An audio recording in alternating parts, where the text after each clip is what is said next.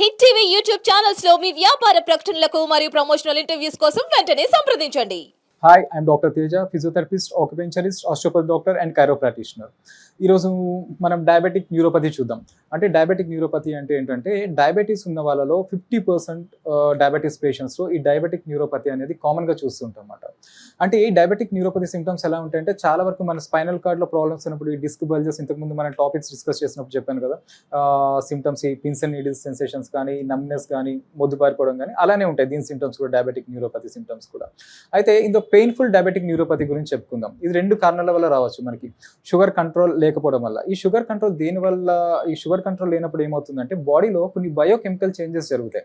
ఇవి జరిగినప్పుడు ఏమవుతుందంటే కొన్ని ఎంజైమ్స్ యాక్టివేట్ అవుతాయి అన్నమాట. ప్రోటీన్ కైనస్ సి అనే ఎంజైమ్ యాక్టివేట్ అవ్వడం, అలానే కార్బోహైడ్రేట్స్లో సార్బిటోల్ అంటాం ఇది పెరగడం, అలానే సెల్స్లో మనకి ఉండే మైటోకాండ్రియా సరిగ్గా పనిచేయకపోవడం, దీనివల్ల ఇవన్నీ చేంజెస్ మనకి వస్తుంటాయి. అలానే దీంతో పాటు బ్లడ్ సర్క్యులేషన్ తక్కువై దానివల్ల మన నర్వస్ సిస్టంలో చేంజెస్ కూడా ఏర్పడుతుంటాయి. ఈ డయాబెటిక్ న్యూరోపతిలో మనకి ఒక 4 టైప్స్ చూడొచ్చు.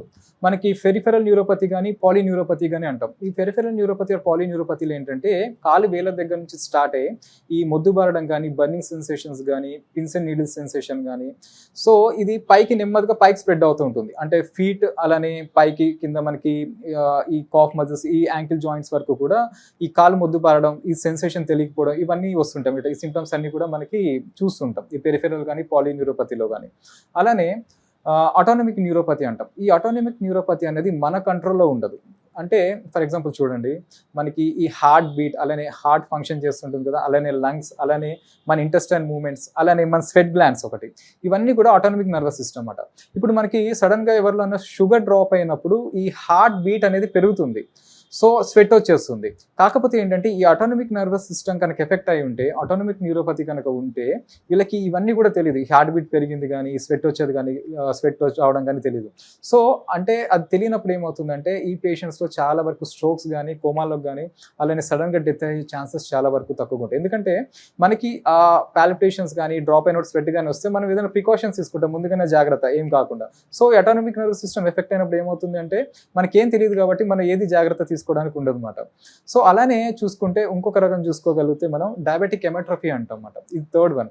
ఈ డయాబెటిక్ ఎమెట్రఫీలో మనకి చాలా వరకు ఈ థై పెయిన్ కానీ, ఈ బటక్స్లో పెయిన్ కానీ, అలానే ఒక్కొక్కసారి మనకి రిబ్ కేస్ పెయిన్ కానీ వచ్చే అవకాశాలు చాలా వరకు ఉంటాయి. 4th వన్ మోనోన్యూరైటిస్ అంటాం. ఈ మోనోన్యూరైటిస్లో సింగిల్ నర్వ్ అనేది ఎఫెక్ట్ అవుతుంది, అంటే ఒక నర్వ్ మాత్రమే ఎఫెక్ట్ అవుతుంది. ఇంతకుముందు మనం డిస్కస్ చేసిన టాపిక్లో, ఇంతకుముందు చెప్పిన మన టాపిక్స్లో కార్పల్ టనల్ గురించి చెప్పే ఉంటాను. కార్పల్ టనల్ కూడా ఒక టైప్ ఆఫ్ మోనోన్యూరైటిస్ అనేది చెప్పచ్చు అన్నమాట. అంటే ఒక సింగిల్ నర్వ్ అనేది ఈ మోనోన్యూరైటిస్లో ఎఫెక్ట్ అవుతూ ఉంటుంది. సో మనకి ఈ సిమ్టమ్స్ ఎలా ఉంటాయంటే, ఇంతకుముందు మీ B12 డెఫిషియన్సీ వచ్చినప్పుడు కూడా చెప్పాను, సబ్ అక్యూట్ కంబైన్డ్ డిజనరేషన్ అనే ఒక సిమ్టమ్ అని. అంటే కాళ్ళు చేతులు మొద్దుబారిపోతూ ఉంటాయి.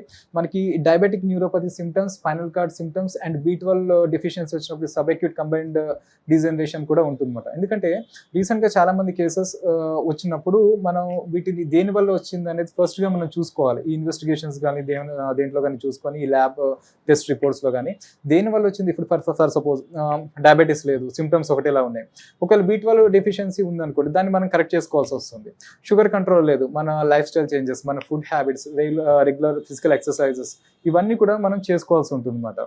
సో ఇవన్నీ మనం చేసుకోగలిగితే ఇవన్నీ కూడా మన కంట్రోల్లోకి వస్తుంది. మనం ఇక్కడ థెరపీస్ ఏం చేస్తామంటే, ఇక్కడ చాలా వరకు for example spinal cord issues ఉన్నాయి, కైరోప్రాక్టిక్ మ్యానిపులేషన్స్ కానీ, అలానే ఆస్టియోపతి థెరపీ కానీ.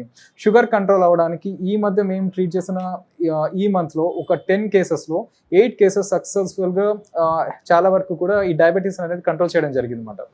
సో దాంతో ఆక్యుపెన్చర్ కూడా చాలా మేజర్ రోల్ ప్లే చేస్తుంది. అలానే ఆస్టియోపతి కూడా చాలా మేజర్ రోల్ ఆస్టియోపతి ట్రీట్మెంట్స్ కూడా చాలా మేజర్ రోల్ అనేది ప్లే చేస్తాయి ఇందులో మనకి ఈ డయాబెటీస్ కంట్రోల్ చేయడంలో కూడా. ఎందుకంటే ఇందులో ఆస్టియోపతిలో చాలా వరకు కూడా కొన్ని మనకి లివర్ లిఫ్ట్ టెక్నిక్స్ అంటాం అండ్ స్ప్లీన్ మ్యానిపులేషన్స్ అంటాం, ఇవన్నీ కూడా చాలా హెల్ప్ అవుతాయి మనకి షుగర్స్ కంట్రోల్ చేయడానికి. థ్యాంక్ యూ వెరీ మచ్ అండి. మనకి ఇలాంటి వీడియోస్ చాలా వరకు కూడా డాక్టర్ తేజ స్పైన్ కేర్ అని మీరు సెర్చ్ చేస్తే చాలా వీడియోస్ ఉంటాయి. అవన్నీ కూడా మీరు మా ఇన్స్టాలో కానీ, FBలో కానీ, యూట్యూబ్లో కానీ చూడొచ్చు. Thank you. Hit TV app ని డౌన్లోడ్ చేసుకోండి. ఇందులో short news, live news, entertainment movies అన్ని అవైలబుల్ గా ఉన్నాయి. Please download hit TV app. Hit TV app ని ఫ్రీగా డౌన్లోడ్ చేసుకోండి.